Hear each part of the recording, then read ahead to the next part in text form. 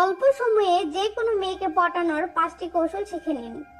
যে কোনো পরিস্থিতিতে যে ছেলে হুট করে মেয়েদেরকে হাসাতে পারে এবং মিষ্টি মিষ্টি কথার মাধ্যমে কৌশলে মেয়েদের সাথে লাইনও মারতে পারে, তাদের কাছে মেয়ে পটানোটা বা হাতের খেলা। তবে মেয়ে তো অনেকেই পটাতে পারে, বাট প্রসঙ্গ হচ্ছে অল্প সময়ে মেয়ে পটানো।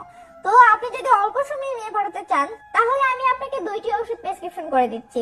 নাম্বার 1, মজার কথা বলা। নাম্বার 2, রোমান্টিক কথা বলা। ভাবতেছেন ওষুধগুলো কোথায় পাওয়া যাবে এবং খাওয়ার নিয়ম কি কি?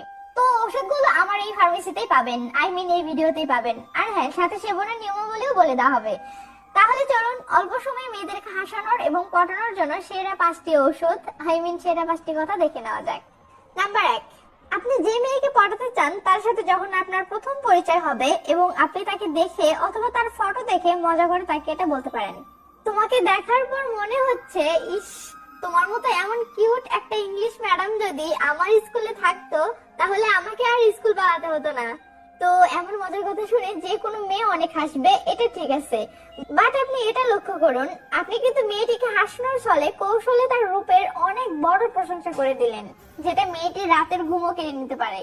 নাম্বার 2, আপনি যে মেয়েকে পটাতে চান তাকে দেখে অথবা অনলাইনে তার পিক দেখে তাকে মজা করে বলতে পারেন, তোমার পিক দেখার পর মনে হচ্ছে আমাকে চোখের ডাক্তারের কাছে যেতে হবে। তো এটা শুনে মেয়ে অবশ্যই জানতে চাইবে কেন। তখন আপনি বলবেন, চোখের সমস্যা দেখা দিয়েছে, তোমার পিক দেখলে কিছুতেই চোখের পলক ফেলতে পারছি না। অথবা আপনি মেয়েকে মজা করে এটাও বলতে পারেন, তোমার দিকে তাকালে চোখের পলক ফেলতে পারি না, এই রোগের নাম কি বলতে পারো? তো এমন মজার কথা শুনলে মেয়ে মুহূর্তের মাঝে হেসে দিবে। এবং আপনি কি লক্ষ্য করেছেন, এই কথাগুলোর সাহায্যে কিন্তু আপনার মেয়েটির সাথে রোমান্টিক স্টাইলে লাইন মারাও হয়ে গেল। এবার আসি পরের পয়েন্টে। নাম্বার 3, আপনার গার্লফ্রেন্ড অথবা আপনি যে মেয়েকে খুব পছন্দ করেন বা ভালোবাসেন তাকে একদিন রোমান্টিক মুহূর্তে এই কথাটি বলুন, আমি অন্যদের মতো বলবো না যে যেদিন থেকে তোমাকে দেখেছি সেদিন থেকে আমার রাতের ঘুম নষ্ট হয়ে গেছে, বরং বলতে চাই আমি যেদিন থেকে তোমাকে দেখেছি সেদিন থেকে শুধু রাতে না, দিনেও পড়ে পড়ে ঘুমাচ্ছি, কারণ আমি ঘুমালেই তোমাকে স্বপ্নে দেখতে পাই।